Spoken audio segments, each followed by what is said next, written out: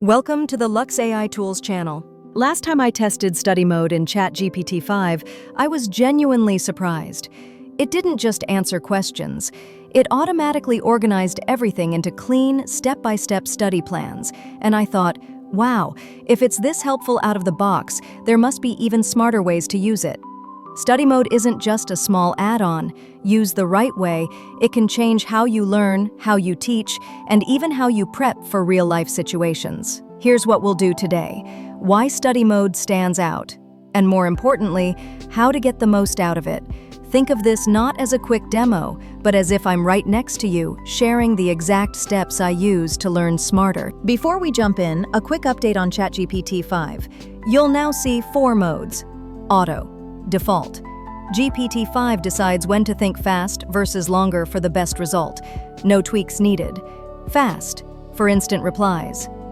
Thinking, gives the model more time to reason and go deeper. Pro, an upgrade for advanced research needs. Under legacy models, GPT-4o is back. Handy if you want to compare results or keep older workflows. All right, let's get to the star: study mode. A feature that can change how you learn, teach, and prep for real-world situations when used right. Let's turn on study mode. On screen, click the plus icon in the prompt bar and choose Study and Learn. Today's goal: set up a guided learning session and turn it into a practical review plan. Quick note: if you're on the free plan, you won't see GPT-5, GPT-4o, or the auto fast thinking modes. The menu just says ChatGPT with an upgrade button. No worries, study mode works fine on free, and you don't need to pick a model. For voice input or file attachments, use the mic and paperclip icons in chat. I'll start with a simple prompt. Tell me the essential car maintenance to do before a road trip. Here's the checklist from study mode, clear and easy to follow. Fluids, check engine oil, level and cleanliness, and coolant to prevent overheating. Top up brake fluid, transmission fluid, and washer fluid if needed. Tires, check pressure, including the spare. Inspect tread for uneven wear/bald spots. Consider rotation alignment if it's been a while. Brakes, test pedal feel. If it's soft, squeals, or sounds off, get it checked. Battery, make sure terminals are tight and corrosion-free. Test if it's over 3 to 4 years old. Lights and wipers. Test headlights, brake lights, turn signals. Replace streaky wipers. Emergency kit, spare tire, jack, jumper cables, first aid kit, flashlight, water, and basic tools. What I like is the logic. From fluids and tires to brakes and the emergency kit, it's the order you'd naturally check before a long drive. Right below, study mode asks, DIY or take it to the mechanic? I'm choosing DIY so you can apply it right away. To make it stick, I'll ask for a real highway scenario. The TPMS light comes on and I need to choose step by step. Here's my prompt. Let's do the DIY version step by step. Then walk me through a realistic highway scenario where a low tire pressure, TPMS, warning appears, and have me choose what to do at each step so the rules stick. To keep it smooth and easy to remember, I used a learning-optimized command. Tell study mode to assume I already have the tools, ask no more questions, and run it in one go.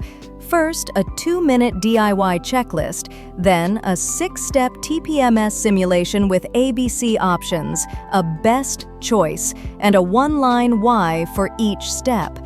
No stop and go, just a clean learning path. 2-minute checklist. Oil and coolant, tires, including spare, brakes, battery, lights and wipers, emergency kit. TPMS flow 6 in order: light on, safe pull off, gauge all tires, inflate to spec or swap to spare.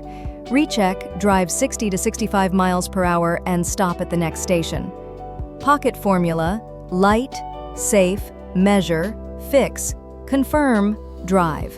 I pushed it a bit further, opened a new chat, turned study mode back on, and asked GPT-5 to use a study-proven method called dual encoding, pairing short rules with simple visuals. On screen, it's super clear.